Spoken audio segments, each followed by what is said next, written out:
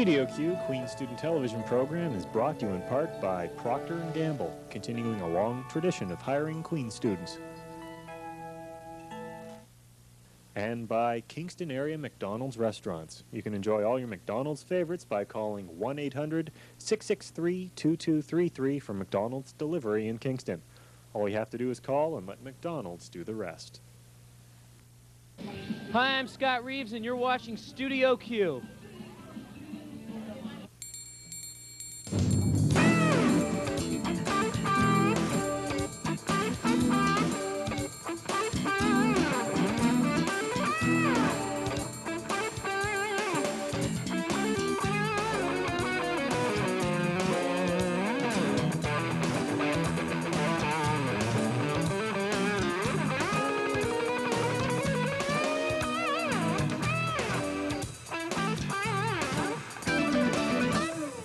And welcome to another week's edition of Studio Q.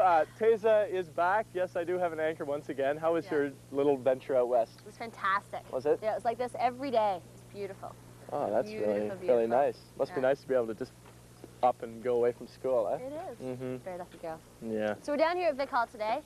It's a gorgeous day. We're just watching the sun go down, actually. Unfortunately, we missed the best light. But it's been a gorgeous day, though, it's here been a on gorgeous campus. day. Only more to come. Yes. But first, to begin with the stories, Ontario's Minister of Education and Training, David Cook, announced tuition increases on Wednesday. Next year, the tuition fees for arts and science students will go up by $202 to $2,228. In 1995-96, they'll go up $223 to $2,451. We managed to get some reaction upon this around campus. With a 10% increase because of the reduction in the university transfer payments, it almost balances out, so there is no net increase or decrease really for the operating budget of the university, which means that we're paying more, but the quality of our education is not changing. As a matter of fact, it's probably getting worse. And the International Socialists held a demonstration against tuition hikes Thursday afternoon on the steps of Richardson Hall. Their target was a Queen's Senate meeting inside.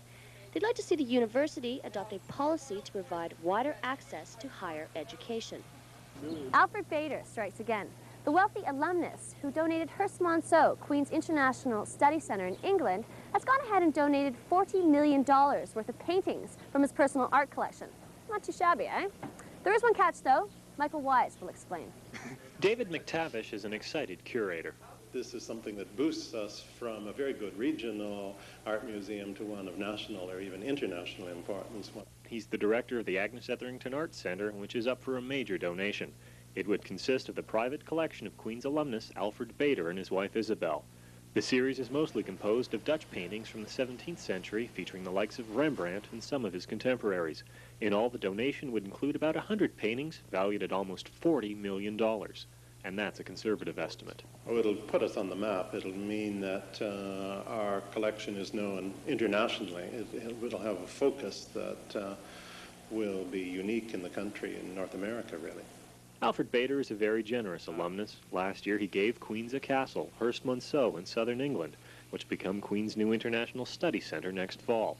It's not the first time he's given something to Queen's. Over the last 25 years, he's donated almost 120 paintings to the Art Centre.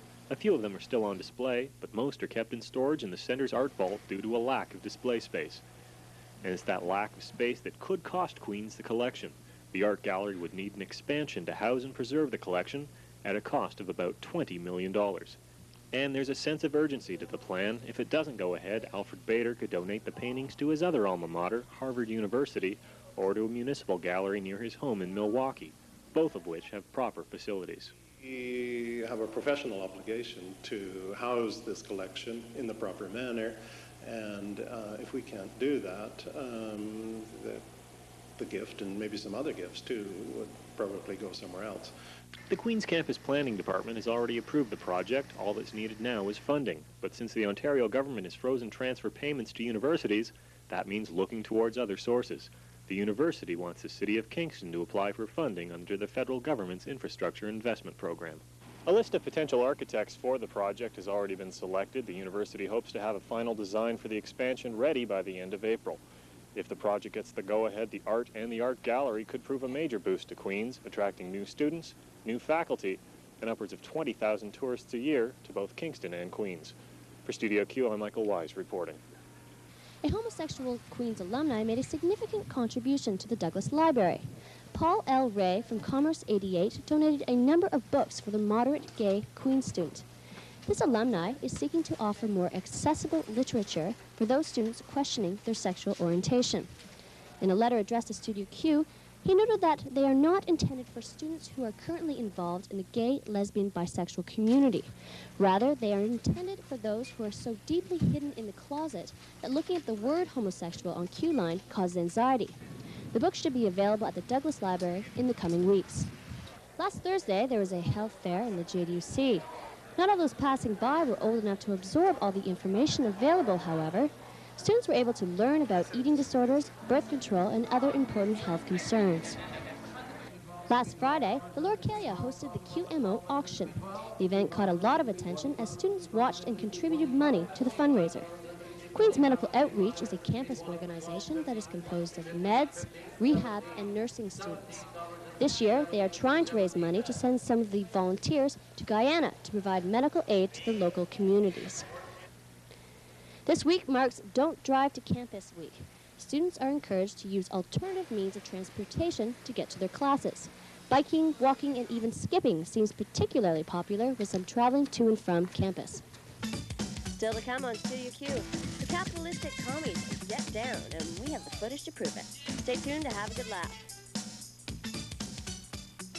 If you couldn't tell by the number of posters that haven't been ripped down yet on campus, it's spring referendum time once again here at Queens. Yes, that's right. Time to have your say in deciding next year's student interest fees. And the big question on this year's referendum is for arts and science students only. That question is deciding the future funding for Surface, and would see the paper funded through a $2 opt-outable fee. There would also be a minimum 15% new content regulation worked into its constitution. All students can expect to see questions regarding funding for student constables, Studio Q, the sailing team, Queen's Students for Literacy, and a student art gallery for Stouffer Library. There's one question on this ballot that's caused a lot of concern with the AMS, and that is to start up a $2.16 student interest fee to establish a student housing authority. On the surface, it sounds like a good idea. The money would go towards creating a computer service to keep a database on the quality of houses and landlords in the student area. But very little else is known about the project. That has the AMS Communication Commission worried, especially because people might think the database is an AMS service. A project like this has been tried several times in the past, but for some reason has been derailed, mostly because of the technical privacy access concerns, as well as just the effort it takes to maintain that kind of database. Since the question had the 600 signatures required to get it on the referendum ballot, there's little the AMS can do except point out the flaws in the proposal.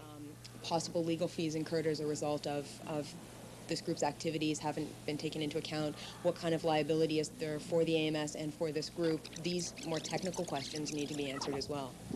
Studio Q was unable to reach anyone supporting the proposal for comment.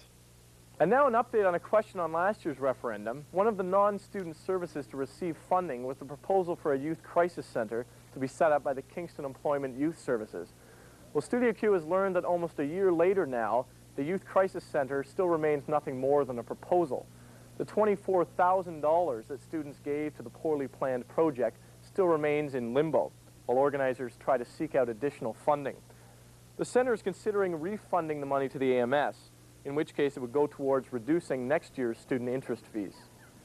Canadians love their music, and nowhere is Canadian content more encouraged than on university campuses. At Queen's, Kingston area bands are brought together every year in fierce competition for the annual Battle of the Bands. Here's Justine with all the details. Last Tuesday, Alfie's hosted the final round of Battle of the Bands. Bad Spider, Low Sea Monster, and Yellow Belly performed to an enthusiastic crowd and showed the diversity of talent within the Kingston music scene. A panel of distinguished judges were given the difficult task of choosing one band to take home the title, and each judge had a definite idea of what they were looking for. Sex appeal, absolutely. Sex appeal all the way. That's what this business is all about. Originality is really important, and a lot of stage presence, you know, something that really moves you. songs, they're not going to sell records. So if I see nudity tonight, I think I'm going to mark it high. The audience had mixed reviews as to who they thought should win the battle. I'm expecting the Sea Monsters to win. They put on a great show, but these Yellow Belly, awesome. I really enjoyed my time here. Personally, I thought that the Boobs Tube should have been to the finals. They were actually the most entertaining. But I'm biased as well. I enjoyed Fat Spider. They're the rockin' band. My intuition tells me that the Sea Monsters will probably win tonight. I don't know. That's just my bet. I'd have to say Fat Spider should win, but I mean, I'm biased. But Yellow Belly had the charisma and stage presence that the judges were looking for as they took home the top prize Tuesday night. I can't stop smiling, and I have a headache right here from smiling. As soon as they announced it and Yellow Belly came out of his mouth, I have a big headache from smiling. The Battle of the Bands has been fought, and Yellow Belly has emerged victorious. It's often difficult to judge these bands due to their various musical styles and techniques. As one musician put it tonight, it's often like comparing cats and dogs. In the meantime, you can all go out and show your support for Yellow Belly, Fat Spider, and Los Sea Monster. There is life after the hip here in Kingston. For Studio Q, this is Justine Ray reporting. For all those soap opera addicts out there, last Friday was a big day. Scott Reeves, the actor who plays Ryan on The Young and the Restless, stopped by Alfie's pub to sign autographs and flash his smile for interested Queenstons. And St. Patrick's Day came and went in 1994. Last Wednesday marked the annual Tri-Pub. Students listened to the Mahones at Alfie's, Pigtown Fling at the Grad Club, and U2 at the Quiet Pub. The Irish spirit was definitely a large part of the evening.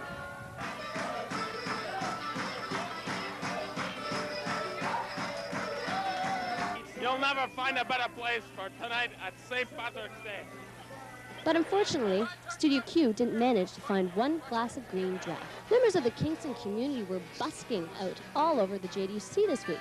To busk means to perform for voluntary donations, usually in the streets or subways, or in this case, the JDUC.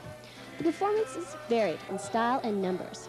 All proceeds are being donated to the Sexual Assault Crisis Center and the AMS United Way Committee. Hey there, this is Cathy White for What's on Where to tell you what's going down around town. Come to Alfie's on Friday to feast on cheap wings all night long. Sunday, it's time for the AMS to loosen up and party. Monday, catch the live action of The Dirty Birds. Gertie's is busy with an education smoker on Thursday and an Arts 96 smoker on Friday. Wednesday, come down for Ground Zero Wednesdays with Price Meltdown and support Con Ed. Remember, every night is light night at Dr. Gertie's. Starting this Monday, the Shot has half-price school from noon until 7 days a week. Look for the return of 3-on-3 basketball Saturdays and catch Haskell and the Cleavers this coming Tuesday.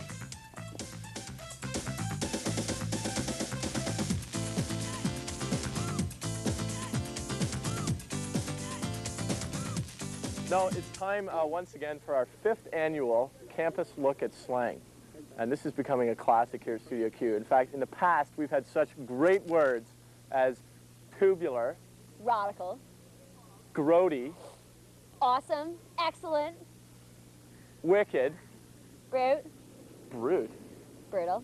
Oh, brutal, okay. Brutal yeah. itself is just a classic in its own. So this is it. We've dug really deep now to come up with our 5th annual Studio Q Campus Look at Slang.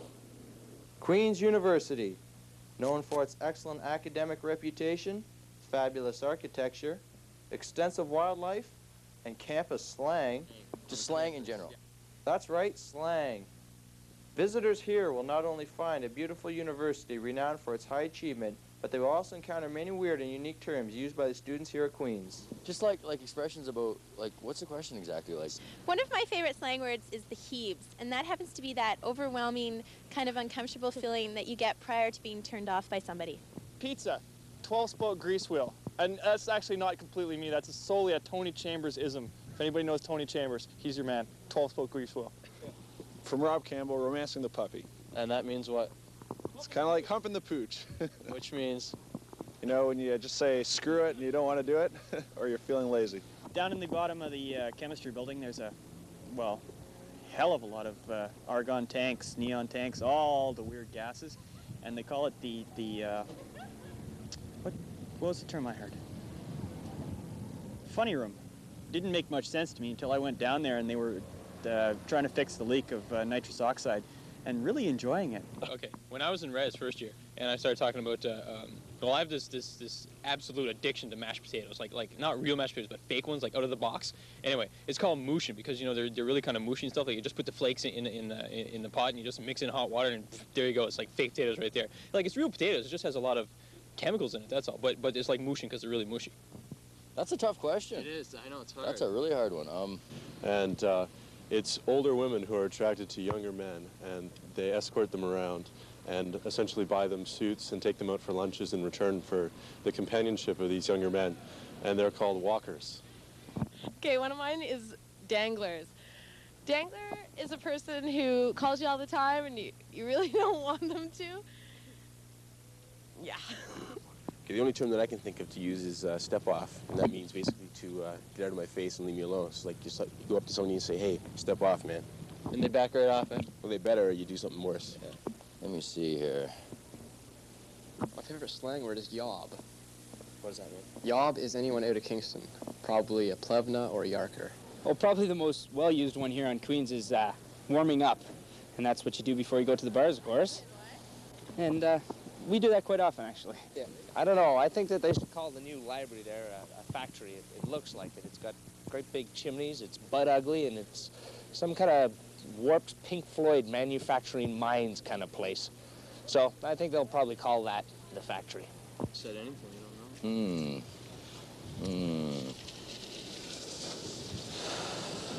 know. I don't know.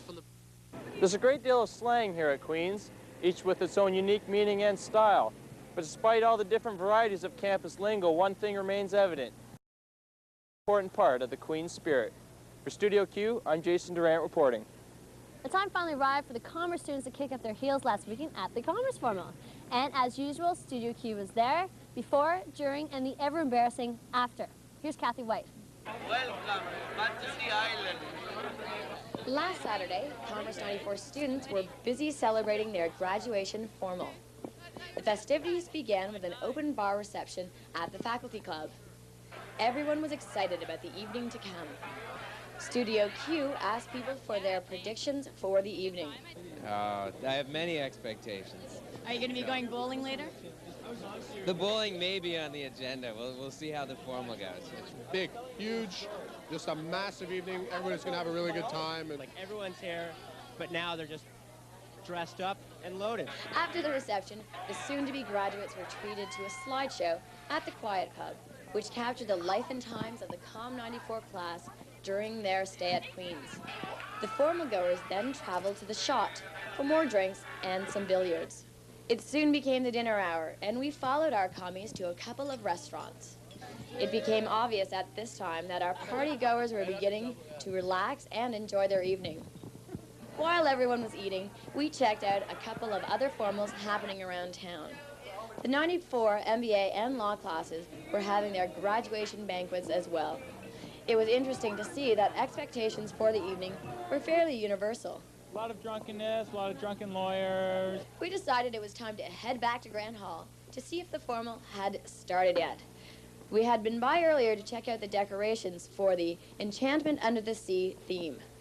The music could be heard outside Grand Hall when we arrived.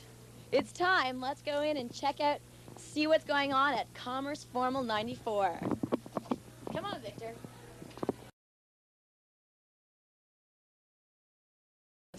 But we'll let you decide.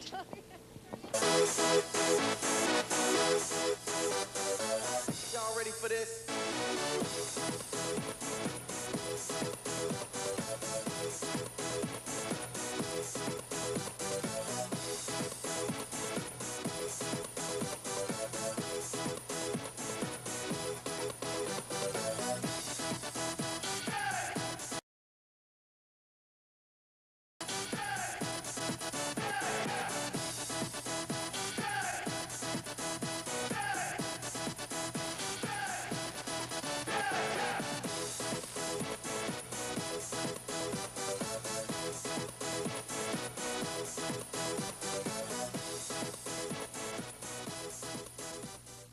After a night of dancing, laughing, and having a good time, it's obvious to see that our night of revelry has finally come to an end.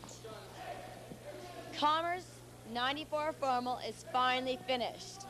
But has it?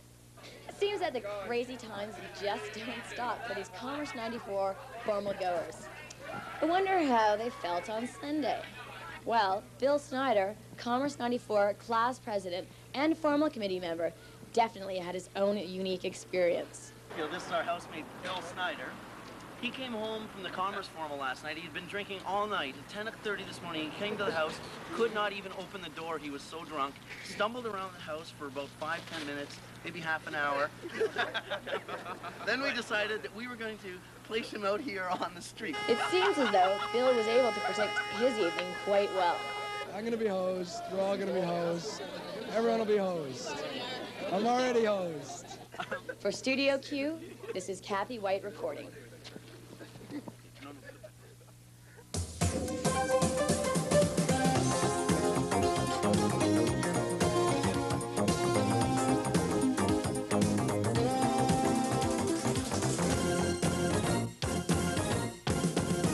Right for, a magazine like Sassy, where they, tell people how to kiss and stuff. Isn't that what you learn in college?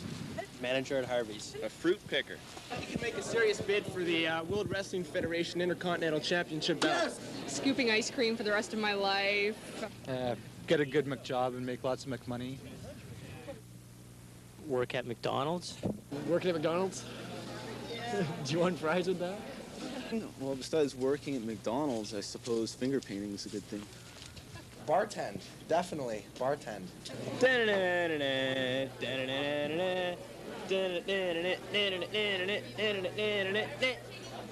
I could be principal of the school one day. Grow wheat. That's a good thing. You can grow wheat. With an arts degree? Generate jobs.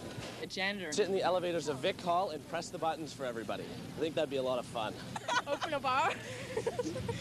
Special sauce. You can mix the most amazing special sauce. But if you didn't have a science degree, you wouldn't know, the scientific requirements of the sauce. Ever heard of macrame? Start a new greeting card company. What I'd like to do is come up with greeting cards that they should have come up with, but no one's thought of yet. There is no greeting card that says, well, you're nice, but could we just be friends? Or the fact that, you know how people used to send get well soon greeting cards? I think that nowadays, now that we know more about medicine, we tend to blame the patient now. So we should have new greeting cards that say, hey, propeller head, maybe you'll wear a condom in the next life. Or, I told you about fried food, didn't I? That's what I would do. Want to be on television? Want to work on a TV show? Studio Q is looking for enthusiastic and bright students to help us out next year. You can pick up an application form in front of the AMS office or in front of our own office, room 22 in the JDUC, and drop it back to us at either spot by April the 7th.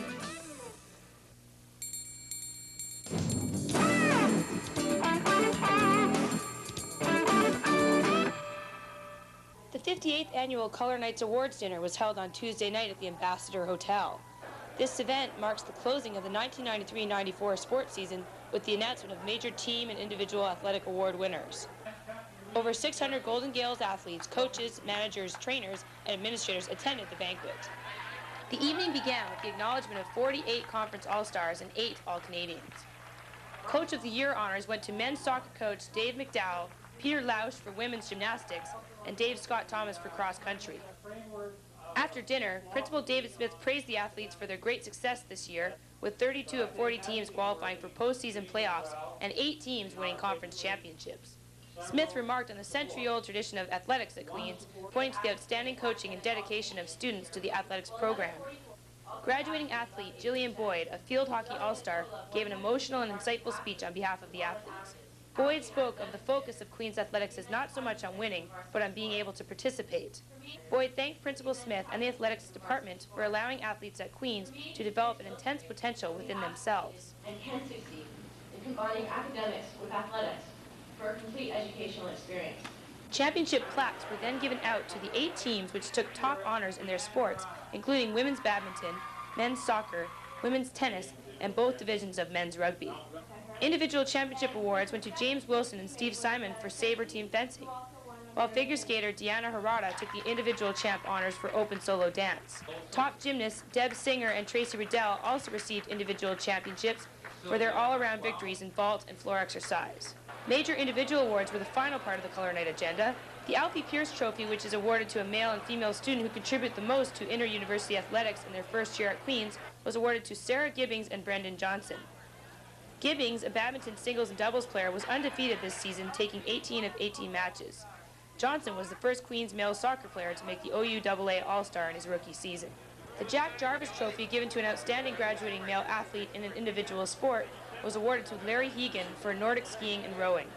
Curling Steve Small received the prestigious Jim Tate Trophy as the graduating male athlete who best displays the qualities of leadership, sportsmanship, dedication, and exceptional contribution to men's sports. All-time leading scorer and second-team All-Canadian Vicki Wilson of women's basketball received the Award of Merit Trophy for her dedication, sportsmanship, and leadership. Top honors for graduating students for combining strong athletic and academic achievement went to Jillian Boyd, who received the PHE 55 Trophy, and hockey defenseman Dan Brown was awarded the Jenkins Trophy as two-time OU All-Star and first-team All-Canadian. That's it for sports. I'm Joe Byrne. Well, our sunny day down at Vic Hall turned into a bit of a chilly evening, so we've decided to wrap up the show tonight at Sidewalk Cafe over a coffee. But before we go, it's trivia time again.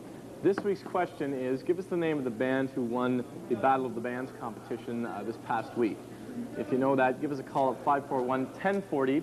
And this week, the prizes are the first 5 callers for both the Thursday and Friday shows win a family-sized pizza from Ronald McDonald himself. It's quite exciting. Yeah, and if you'd like to get in touch with us, if you have any comments or questions, please call us at 545-6699 or write us at Studio Q, room 22, John Deutsch University Center, Kingston, Ontario. Postal code is K7L3N6. And next Tuesday night at the QP, Vic Catano will be screening his documentary on the Queen's bands at 7 o'clock. Yeah, so please drop by and check that out. It should be very interesting. Should be good. Should be good. And that's it for this week. Yeah. So thank you for watching once again for Studio Q. I am Graham Abbey. And I'm Teza Lawrence. We'll see you next week. Bye-bye. Bye-bye.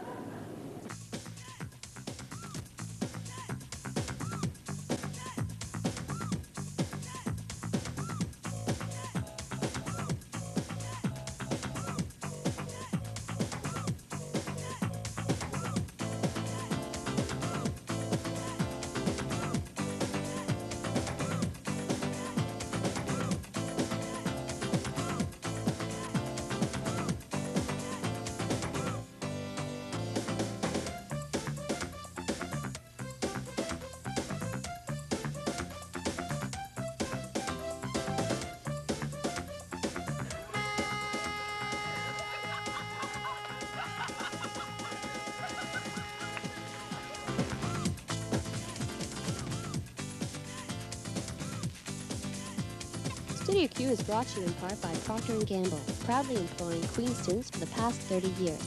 And the Kingston Area McDonald's, featuring home delivery service. Just phone 1-800-663-2233 for all your